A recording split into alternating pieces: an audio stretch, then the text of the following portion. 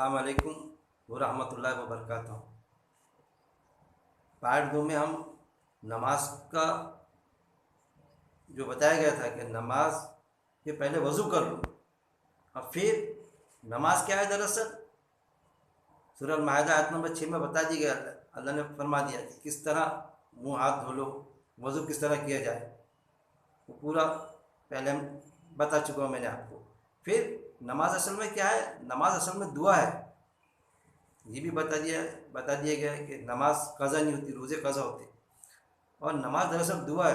कुरान में 82 मकामात पर ज़कात और नमाज एक साथ आया है, एक साथ तज़किरा दोनों 82 मकामात पर। ज़कात जो होता है वो बंदों का हक़ है कि ज़कात हम पर लागू, हमारे पास उतना पैसा है तो हम ज़कात निकालेंगे, लेकिन नमाज के लिए ऐसा कोई लिमिटेशन नहीं है। कितना भी गरीब, अपाहिज रहे, अंधा रहे, बहरा रहे, बीमार रहा तो बिस्तर पे नमाज अदा करेगा उंगलियों के इशारे से, पानी नहीं रहा तो तयम्मुम करेगा। तो गोया कि नमाज वक्त के साथ में है और नमाज की कोई कज़ा ही नहीं है सब वो चीज़। और फिर किस तरह पढ़ना चाहिए हमको बताया जाता है कि भाई नमाज का तरीका कुरान में है क्या, तो नमाज का तरीका तक के कुरान में है। अब कोई कुरान में कोई उस वक्त में कोई फ़ोटो या तरीका कोई ऐसा वीडियो क्लिपिंग तो नहीं बना सकता था उस वक्त में, क्योंकि कुरान में आए थे हम तुम्हें और भी सवारियाँ देंगे। तो उस वक्त में ये सवारी तो थी नहीं, ये सोर्सेस थे ही नहीं।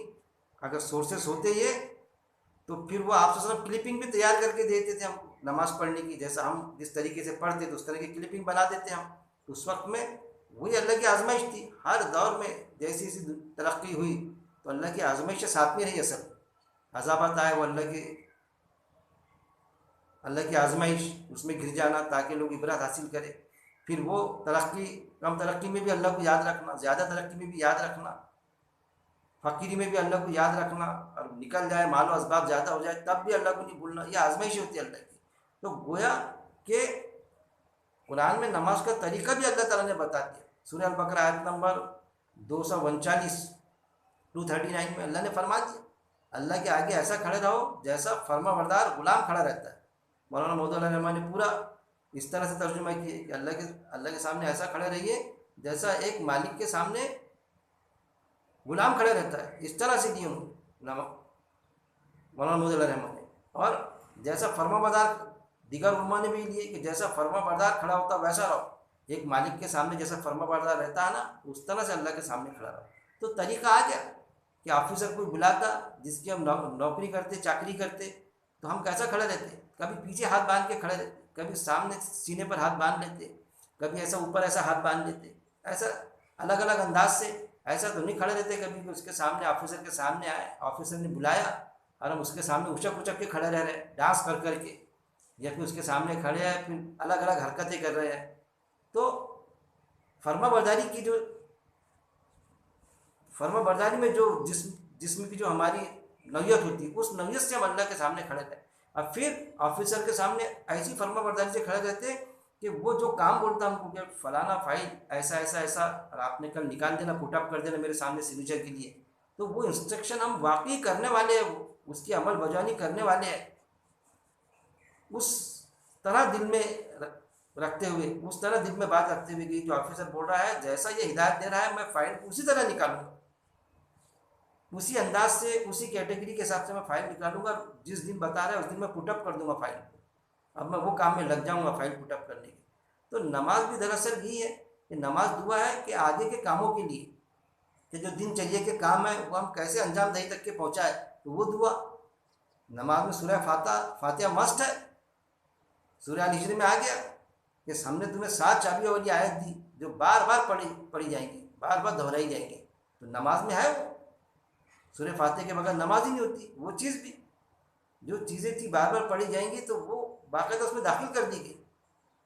फिर रुकू है, सुजूद है, तो कोई उसकी तस्वीर तो नहीं कह सकता, लेकिन रुकू हमको समझता। कहीं पर भी किसी भी इज्तिमाई तरह किसी भी मसलक का रहा तो नमाज में कहीं फ़र्क नहीं पड़ता। एक की जगह 2 रुकू कर लेगा वो, या एक की जगह 2 सजदे कर लेगा। कहीं पर 4 रकात नमाज है तो 4 को बोलेगा कि ये 4 नहीं, ये 2 हुआ करती है। ऐसा कहीं पर है क्या? ऐसा बिल्कुल नहीं है।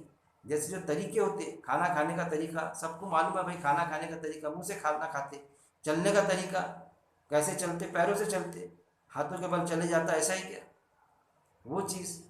तहजीब क्या होती है वो भी मालूम। अब इंसान को ये बोले कि भाई कुरान में सारी चीज़ें थोड़ी है, तो ये चीज़ें जो दिनचर्या की है, जो इंसान के साथ में लगी हुई जुड़ी हुई चीज़ें हैं, क्योंकि वो भी दुख, वो भी बावजूद उसके कुरान में बयान है, तो वो भी क्या हम दिखाने की कोशिश करेंगे उसको। कुरान में तो आयत है, कोई गीली और सूखी चीज़ ऐसी नहीं जिसका जिक्र कुरान में ना हो। लेकिन कुरान में प्रैक्टिकल तो नहीं हो सकता ना, एक होती है थ्योरी और एक होता है प्रैक्टिकल। मैं हमेशा कहता हूँ, तो कुछ प्रैक्टिकल ऐसे होते कि जो थ्योरी में समझाए नहीं जाते, कि जैसे तैरना, किसी को तैरना सिखाना है तो किसी को 15 दिन में सिखा देता है इंसान। अब कोई एक समझे कि नहीं, आप मुझे थ्योरी लिख के दे दो तैरने की, या ये गाड़ी सिखाने की थ्योरी लिख के दे दो। कोई गाड़ी सिखाना है, 4 व्हीलर 2 व्हीलर, तो फला शख्स को 10 दिन में 15 दिन में सिखाया, आप मेरे को थ्योरी लिख दो, मैं सीख जाऊँगा थ्योरी से पढ़ पढ़ के, थ्योरी पढ़ पढ़ के मैं तैरना सीख जाऊँगा। तो ऐसा भी हो सकता है? वो बोलेगा भाई आप होशियार है, मैं जानता हूँ आप होशियार है बहुत, तो वो 15 दिन में सीखा, आप 2 दिन में सीख जाएंगे, जल्दी सीख जाएंगे। लेकिन आपको प्रैक्टिकल में जाना पड़ेगा। तो प्रैक्टिकल जो होता है, तो प्रैक्टिकल टू प्रैक्टिकल ही उसका वो होता। प्रैक्टिकल को हम थ्योरी में डालने की कोशिश नहीं कर सकते, और उस पर सवालिया निशान भी खड़े नहीं कर सकते। ये बताओ ना, तैरने का कहाँ लिखा हुआ है, तैरने की थ्योरी कहाँ है? बताओ ना, 4 व्हीलर कैसे चलाया जाए उसकी थ्योरी कहाँ है? कहाँ से देंगे थ्योरी उसकी? तैरने की कहाँ से थ्योरी देंगे? खाना खाए इंसान तो खाना खाने की क्या थ्योरी देंगे? मुंह से खाना खाएगा जैसे खाया करते। चलेगा तो चलने की क्या थ्योरी रहेगी? कैसा चलेगा वो थ्योरी रहेगी कि तकब्बुर की चाल मत चलो जी, लेकिन चलना चलना पैरों से चलेगा कि हाथों के बल चलेगा क्या? ये चीज़, तो वो चीज़ों को भी समझना पड़ेगा हमको कि नमाज का तरीका भी है, कैसा खड़े रहे वो भी मैंने बता दिया जो कुरान में मौजूद है। पढ़ लेना आपने। जैसा एक मालिक के सामने गुलाम खड़ा रहता है, जैसा कोई ये बोले कि आप किसी से कि भाई आपके बच्चे को आप कैसी तंबी देते, तो उसके बच्चे को बुला के हम तमाचा थोड़ी मारेंगे। मैं मेरे बच्चे को जैसी तंबी देता, नसीहत देता, वो देख लेना आपने आके। आप देखते या नहीं देखते तो देख लेना आके, उस तरह से आपके बच्चे को तंबी देना। नहीं मेरे को लिख के बताओ कैसी तंबी देते। अरे वो जो हमारा एटू सिस्टम जो प्रैक्टिकल होता, वो देख लेना आपने, तो वो आपको समझ में आ जाएगा। कुछ चीज़ ऐसी है कि जो प्रैक्टिकल टू प्रैक्टिकली समझाई जाती है, ऐसी नमाज का है। फिर नमाज के औकात तक के दर्ज है, कुरान में नमाज के औकात तक के दर्ज है। जैसे सूरह ताहा आयत नंबर 130 में अल्लाह ने क्या फरमाया? शुरू अल्लाह के नाम से जो बड़ा मेहरबान निहायत रहम करने वाला है। बस सब्र कीजिए इस पर जो वो कहते हैं, और तस्बीह कीजिए साथ हमद के अपने रब की, सूरज तुलू होने से पहले और इसके गुरूब होने से पहले, और कुछ घड़ियाँ रात की। बस तस्बीह कीजिए और किनारों पर दिन के, ताकि आप राज़ी हो जाए। क्या फरमाता है रब्बुल इज़्ज़त? कि सब्र कीजिए, वो जो कह रहा है उस पर सब्र कीजिए। मतलब आप जो दावत पहुंचा रहे हैं अल्लाह के दीन की, तो उस पर जमे रहिए, आप बर्दाश्त कीजिए उनकी, कि आपको दीवाना कहते हैं, शायर कहते हैं, फिर जादू का शिकार हो गया है या जादूगर है, तरह तरह के इल्ज़ाम आपसे सब लगाए गए। तो अल्लाह ने सब्र का हुक्म दिया कि इस काम पे जमे रहो। ये जो हिदायतनामा जो आयतें तुम पर नाजिल हो रही है, आप सब पर जो आयतें नाजिल हो रही थी उस पर जमे रहो। बाकायदा जो आयत आ रही है लोगों तक के पहुँचाओ, और खुद भी उस पर अमल कीजिए। बस सब्र से जमे रहिए। इस पर, किस पर? कुरान पर, कुरान की एक एक आयत पर। यह आयत आज हमसे तकाजा करती है किस पर हम जमे रहे, जो आप सब ने हम तक के पहुंचा दिया। इस पर जो वो कहते हैं वो जो भी कहते, आपको ये कहे कि भाई ये आलिम नहीं है, ये ऐसा है वैसा है, हम जमे रहे कुरान की बात पर। और तस्बीह कीजिए साथ हम के। फिर तस्बीह के मायने क्या समझते हैं हम कि तस्बीह यानी सिर्फ ये नहीं होता कि बस मन के गिनना। नमाज भी तस्बीह है। तस्बीह के मायने होते हैं हवा में या पानी में तेज़ रफ्तारी से दौड़ना, तेज़ रफ्तारी इख्तियार करना। तेज़ रफ्तारी यानी कंटिन्यू कोई चीज़ को करना, बार बार वो चीज़ करना, बेमतलब वो चीज़ करना नहीं आएगा, बार बार करना। कि जो तस्बीह कीजिए साथ हम के, कैसे? अल्लाह की हमद के साथ में, जैसा अल्लाह बता रहा है वैसा हम कोई अमल बार बार करें।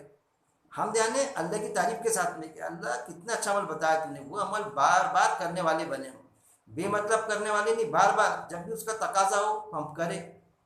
तो बार बार वक्त आता, फजर का वक्त आता, जोहर का आता, असर का आता, मगरिब का आता, इशा का आता, सारे नोटिफिकेशन हमको। तो एक बार करें हम खामोश बैठ जाए, ऐसा नहीं।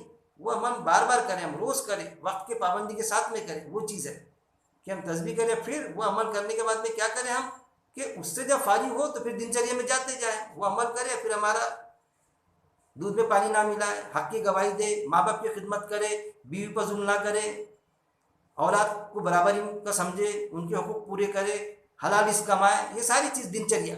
नमाज दुआ है कि चला दे हमको किस राह पर, अल्लाह ताला नेक लोगों की राह, वही है ना सूरह फातिहा में, जो मातूम नहीं हुए थे तो वो दुआ को अब हम अमली जामा पहना है, वो चीज़ है, फिर बार बार पहना है। जब जब हम नमाज पढ़े तो नमाज का पढ़ना एक जुज़ है, वो पार्ट है अल्लाह की इबादत का, इताअत का, यानी दुआ है वो एक पार्ट है अल्लाह की इबादत का, इताअत का।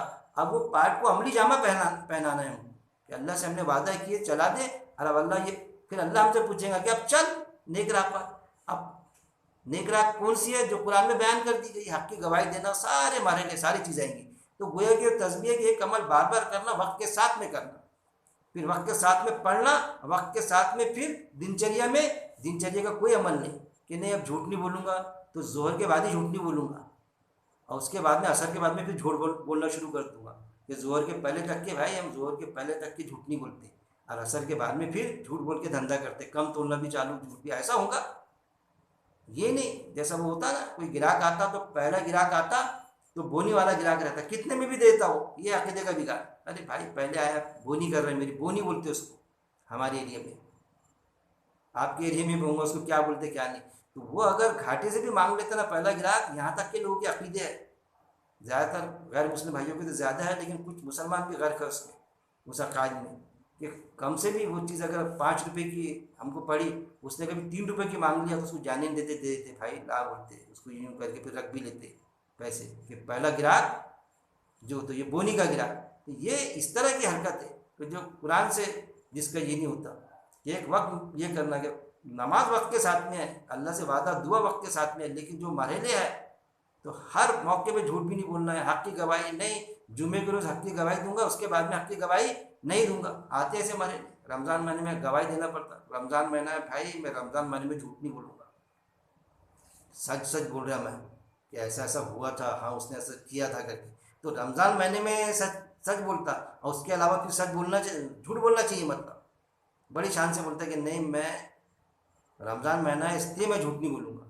अरे ये रमज़ान महीना वही तो प्रैक्टिस है, वही तो ट्रेनिंग है कि बाकी दिनों में तो झूठ ना बोले, तो वो तो वही हो जाएगा कि जब भी तेरी की गवाही लेने का मौका आया तो रमज़ान महीने में केस पुटअप करो, तो ईमान वाला फिर गवाही बराबर देता सर, उसके अलावा केस पुटअप मत करना, उसकी गवाही मत लेना, उसके अलावा दिए तो भगोड़ा भाग जाएगा फिर, तो फिर काय का मुसलमान हुआ, फिर मुसलमान ही कहाँ हुआ, फिर ये चीज़ हो जाएंगी ना।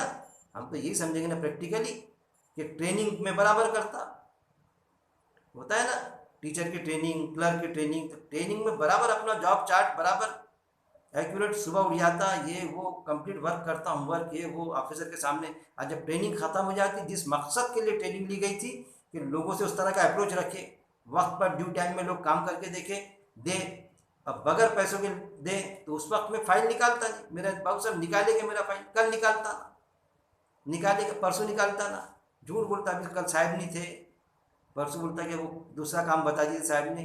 ट्रेनिंग में तो बराबर कराता, सबसे पहले इसका फाइल आता था, ज़्यादा मार्क्स देता था, अरे क्या अच्छा बाबू है, क्या अच्छा टीचर है, कितना अच्छे नंबर मार्क्स ले रहा है। अब प्रैक्टिकल में मार्क्स नहीं देता, तो ये है भगोड़ापन, भागना। ट्रेनिंग इसलिए दी जाती कि प्रैक्टिकल में उतरे हम, तो हमारे साथ में उल्टा हो जाता है कि ट्रेनिंग में बराबर है हम, ट्रेनिंग में पास है कि रमज़ान महीने में मस्जिदें भर जाती, और फिर उसके बाद में मस्जिदें खाली हो जाती थी। फिर जब प्रैक्टिकल का मकसद आता, एक्चुअल रिसीव करने का मकसद आता, किसको, नेकी को, तो उस वक्त में हम राय फरार इख्तियार करते, तो फिर क्या, फिर वो आता अजाब आता कि लो जो चीज़ फ़र्ज़ नहीं थी वो फ़र्ज़ को ऐसा बांधे थे कि नींद में तरावी पड़ी जा रही, तो अब फिर अब नमाज ही नहीं, घर में पढ़ो, ताकि अब तो नसीहत लेंगे। नफिल को फ़र्ज़ का मर्तबा दे देना, अब बस फ़र्ज़ को, नमाजों को रमज़ान तक के महदूद कर देना, जैसा उकड़े वाले दूध का उकड़े वाले रह जाते, अब बाकी सब निकल जाते, अब अगले रमज़ान में आएंगे। फिर रमज़ान में ये समझना कि सब शैतान बांध दिए जाते हैं, अब रमज़ान में जो भी मरेगा तो जन्नत में जाएगा, ये भी अकायद है।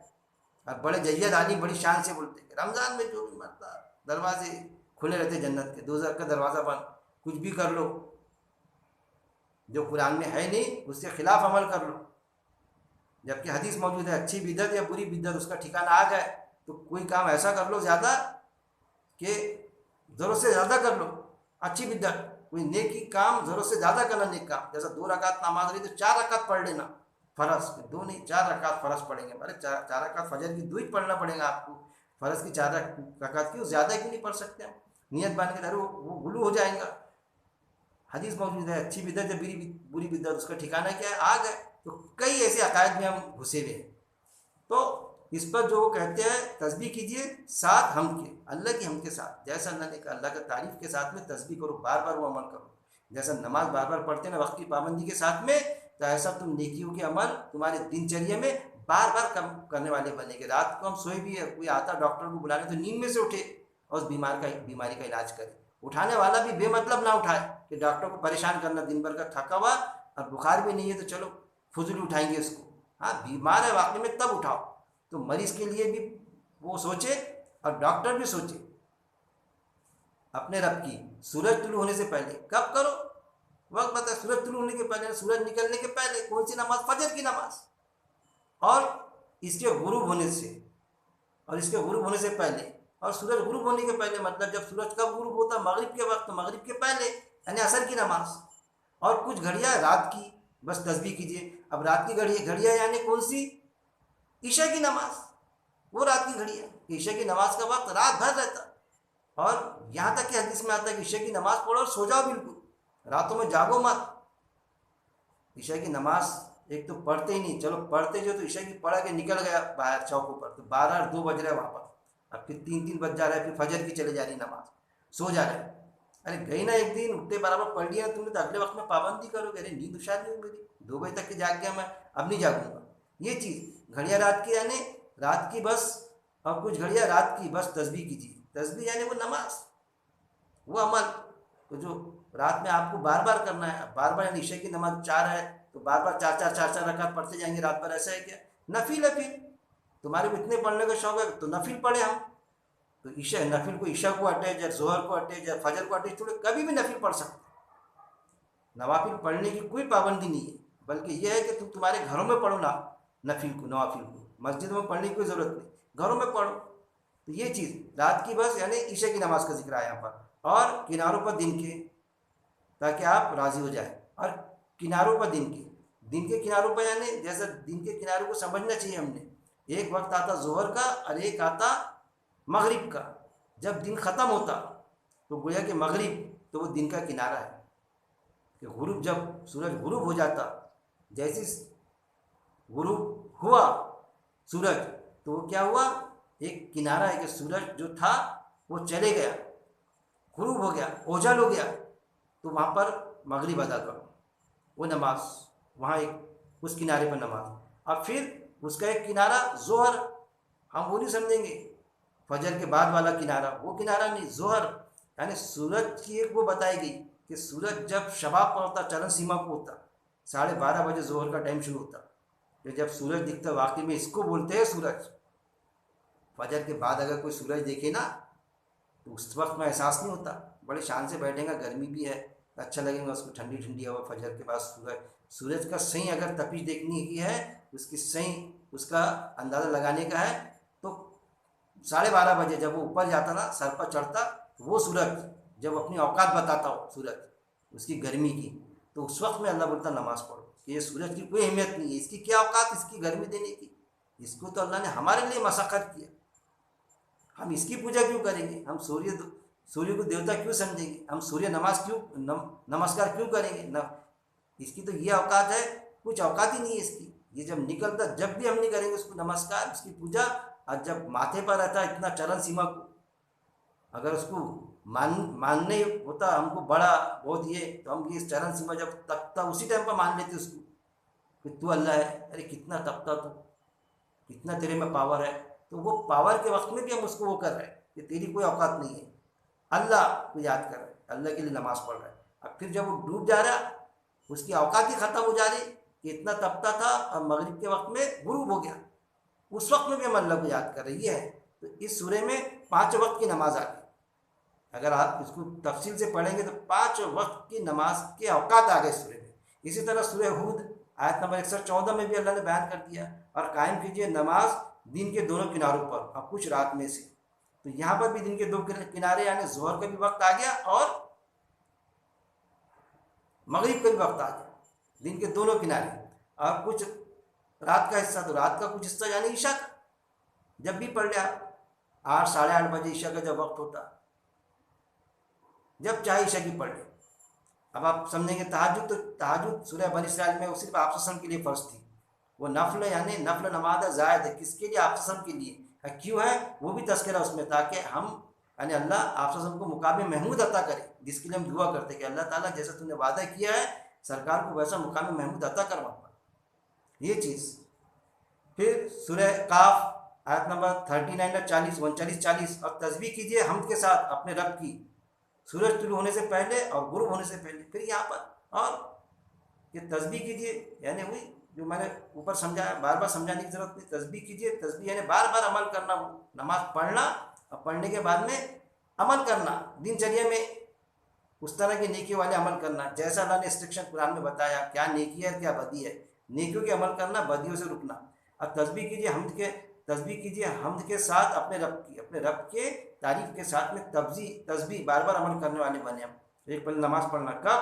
सूरज, नमाज यानी दुआ सूरज तुलू होने के पहले यानी सूरज निकलने के पहले यानी फजर की नमाज होने से पहले, और गुरूब होने से पहले यानी मगरिब के पहले असर की नमाज। वो चीज़ अल्लाह ने यहाँ बयान किया है, ये सारी चीज़ें।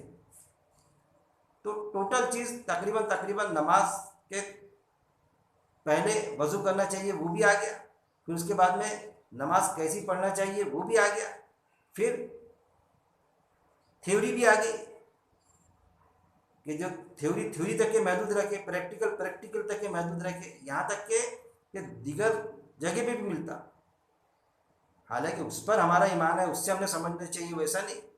क्योंकि आता वो कि हनुमान जी ने पूछा राम जी से कि मैं अल्लाह की बंदगी कैसी करूँ, मैं ईश्वर की, हे राम मैं ईश्वर की बंदगी कैसी करूँ? तो उन्होंने उसका तरीका बताया। तो अष्टांग आता वहाँ पर, अष्टांग वो तरीके से बताया कि ऐसी बंदगी करो, तो बाकायदा झुका। तो जब नमाज पढ़ते ना हम, तो बाकायदा अष्टांग होते हमारे 8 जो होते ना, तो वो अंग हमारे ज़मीन को लगते, वो आप देख लेना। ये पंजे हमारे पैर के वो ज़मीन को लगता, घुटने 2 2 4, हाथ और 2 6, दोनों हाथ 6, पैर के पंजे 2, घुटने 2 4 ज़मीन को लगे, हाथ 2 लगे 6 हो गए, और नाक ज़मीन को लगी, ज़रूरी है नाक लगना, और माथा ज़मीन को लगना, 6 और 2 8, अष्टांग, असल में अष्टांग है। तो नमाज का तरीका भी आप सल्लम को वो भी हदीस में आता है, जिब्रील अमीन ने बताए थे। तो वो प्रैक्टिकल तो कोई उसकी वीडियो क्लिपिंग थोड़ी रहेगी, वो जो बताए तरीका वो तरीका, और इसमें बाकायदा उसकी डिटेल्स मौजूद है कुरान में। आपको ये कहे कि नहीं वो नमाज का तरीका कुरान में नहीं है, वो हदीस से पता चलता। अरे भाई हदीस से इनकार नहीं किया जाता, हम तो उस हदीस का इनकार करते जिसमें कुरान के मुताबिक तरीके रहे, तो उसको तो हम एक्सेप्ट करेंगे। उस हदीस का इनकार करते हैं हम कि जो कुरान की आयत से टकरा जाए, कुरान के हुक्म से टकरा जाए, मुखालिफ जाए हुक्म से, तो वो रिजेक्ट होंगी। और जो हदीस कुरान के मुताबिक है तो उसको कहाँ रिजेक्ट करेंगे। लेकिन नमाजों में क्या होता, अलग अलग मसलक की नमाज तो वही होती, लेकिन थोड़ा बहुत जो फ़र्क है, हाथ का बांधना ये, तो बाजू वाले से डिस्टर्ब हो जाता। रफ़े दिन अगर किसी ने किया तो परेशान हो जाता, वो मेरे बाजू में खड़ा रहता, गुस्सा आता, रफ़े दिन करता। अरे भाई यहाँ देखो नमाज में गुस्सा आता रफ़े दिन का, उसका ऑफिस में जब साहब बुलाता, हुक्म का पालन करता, तो तू ऐसा खड़ा रहता, वो कोई पीछे हाथ बांध के खड़े रहता, कोई ऐसा। तो वहाँ तो कभी साहब को नहीं बोलता ऑफिसर को, साहब उसके सामने मेरे को मत बुलाया करो। आप उसको भी बुलाते कि ये लेटर टाइप करो, अब बाद में बोलते ये टाइप का लेटर इनको बाबू साहब को दे देना, तो ये फाइल में पुटअप करके मेरे सामने फाइल पुटअप करेंगे, उसके साथ में मत बुलाया करो। वहाँ तो डिस्टर्ब नहीं होता, वहाँ तो गुस्सा नहीं आता, क्योंकि अगर गुस्सा किया तो साहब सस्पेंड कर देगा, पेमेंट ही नहीं निकालेगा। यहाँ बराबर गुस्सा आता। अरे उसका एक अपना फरमाबरदारी का स्टाइल है, कोई नाचते हुए थोड़ी खड़े रहना वो अल्लाह के सामने, क्योंकि वो तरीका है। आप सल्लम ने ये जो तरीका आते हैं वो तरीकों के हिसाब से आप सल्लम नमाज पढ़े होंगे, हम उसको एक्सेप्ट करेंगे उस चीज़ को। जैसा बैठ के वो पानी पियो, अरे बैठ के पियो, अरे खड़े से पिए, अरे खड़े से शैतान पीता। और हदीस में तो आता आप सल्लम ने बैठ के भी पानी पिए और कभी खड़े से भी पिए, आप सल्लम ने बैठ के भी पेशाब किए, खड़े से भी पेशाब किए, यहाँ तक कि आ जाता है हदीस में। तो क्यों कि वक्त के नज़ाकत को देख के कि आपको पैंट है तो आप पूरी पैंट उतारेंगे, पैंट उतरती नहीं। अब पैंट है, दूसरा ढीला ढाला लुंगी वगैरह होती तो बैठ के पर कर लेते थे आप। पैंट उतरती नहीं तो खड़े खड़े इंसान इमरजेंसी में कर सकता, ऐसा पानी का। यहाँ तक के मामला अभी तो लोग सब क्लियर होगा उसमें, लेकिन हमारे बचपन में, मेरे बचपन की बात ये है ख़ास तौर पे कि जब किसी को हम बुलाते थे जो मोतबर शख्सियत समझे जाती थी कि बड़े नमाजी परहेजगार तकवा गुजारा, लिबास विबास सब उनके बिल्कुल टीप टाप रहते थे, तो अगर हमने उनको टेबल पर इंतज़ाम करे तो खाना नहीं खाते थे, हम नहीं खाते टेबल कुर्सी पर, हराम है इस पर खाना, बाकायदा ऐसा बोलते थे। आज भी कुछ लोग होंगे वैसे, क्योंकि वो कीटाणु रहते कि जो टेबल पे बैठ के खाना हराम समझते, जो मोबाइल को हराम समझते, टीवी को हराम समझते, आज भी है ऐसे लोग। जबकि अल्लाह ने कुरान में फरमा दिया तुम्हें हम और भी सोर्सेज देंगे, अब फिर वो भी मौजूद है कि खारदार झाड़ी है उसमें दामन बचा के ज़िंदगी का सफ़र करना तकवा है। पूछा गया ना राजा हज़रत उमर रज़ी अल्लाह अन्हु से, किसी ने पूछा कि तकवा क्या है, तो खारदार झाड़ी है उसमें दामन बचा के सफ़र तय करना तकवा है। ये नहीं कि सफ़र ही नहीं करना, कि हम रेल में नहीं जाएंगे, हम मुंबई नहीं जाएंगे दवाखाने का इलाज करते, वहाँ जाओ तो वहाँ गलत गलत नज़ारे दिखते, अरे वही तो तकवा है। आप वो इलाज करने लेके जाइए आप अपने साथी को, अब मैं नहीं आता भाई, हम बहुत नेक सिफत लोग हैं, अरे भाई आपकी पहचान है, वहाँ पर चलिए ना दवाखाने में, वो जो डॉक्टर, हम मैं तो कभी बॉम्बे नहीं गया भाई, नहीं वो जो डॉक्टर यहाँ से गया जो नागपुर में था उसका ट्रांसफ़र हुआ वहाँ पर गया, तो आप उससे सिफारिश करेंगे तो जल्दी ऑपरेशन हो जाएगा ड्यू टाइम में, फ़ायदा हो जाएगा मरीज़ को। नहीं भाई वो यहाँ रहता तो जाता था, बॉम्बे नहीं जाते, वहाँ पर सब नंगी शाही है करके, तो काम खारदार झाड़ियाँ दामन बचा के सफ़र काम नहीं गया उसके साथ, जबकि वो जाता तो वो उसकी बहुत इज्जत करता था, क्योंकि कई काम उसने किया, उसकी होता किसी के ताल्लुकात होते, अरे आओ आओ सर बैठिए बैठिए आपका पेशेंट है, हाँ भाई हमारे तरफ से, अरे करो, मैं जल्दी कर देता इसका ऑपरेशन, कल मैं छुट्टी पर था छुट्टी कैंसिल कर देता मेरी, यहाँ तक क्या होता था, लेकिन नहीं जाता। ये सारी चीज़ें असल जब हम कुरान पढ़ेंगे एक एक चीज़ें खुल के आएंगी, फिर हम इससे भी परे हटेंगे कि इन्होंने अपने आलिम और दरवेशों को और मशाइख को खुदा बना रखा है। ये जो हमने इनको खुदा बना के बैठे, उलमा सू उलमा हक दोनों मौजूद है। उलमा सू ने जो अपने आप को खुदा करके पेश कर दिए कि बस हमारी सुनो करके, तो उससे हम उन धाराओं से निकलेंगे। वो चीज़ कि कुरान में जो है, हदीस में जो है, जो चीज़ मुल्ला ने तय करना तो हम मुल्ला से तय कराए, और जो चीज़ डॉक्टर ने तय करना तो वो डॉक्टर ने। ये तकब्बुर की निशानी है, टखनों के नीचे पैजामा होना या कपड़ा होना, तो ठीक है मान लेंगे, तो वो मुल्ला जी बताएंगे, मौलाना बताएंगे हमको, लेकिन टखने कौन तय करेगा? टखने भी वही तय कर लेते मौलाना, पिंडियों तक के जाते, फिर ये पिंडियों तक के टखना, अरे टखना हड्डियों का डॉक्टर तय करेगा भाई, वो बताएंगा टखना कहाँ से शुरू था कहाँ ख़त्म होता, नहीं टखने भी वो तय कर लेता। ये सारी चीज़ें जब हम कुरान पढ़ेंगे तो सारी चीज़ें हमारे समझ में आएंगी। अल्लाह से दुआ है कि अल्लाह रब्बुल इज़्ज़त कुरान को पढ़ने, समझने, एक एक आयत पर गौर तदब्बुर करने और उस पर अमल करने, मौत तक उस पर जमे रहने की मेरा मालिक तौफीक दे। व आखिर दावाना अनिल हम्दुलिल्लाहि रब्बिल आलमीन।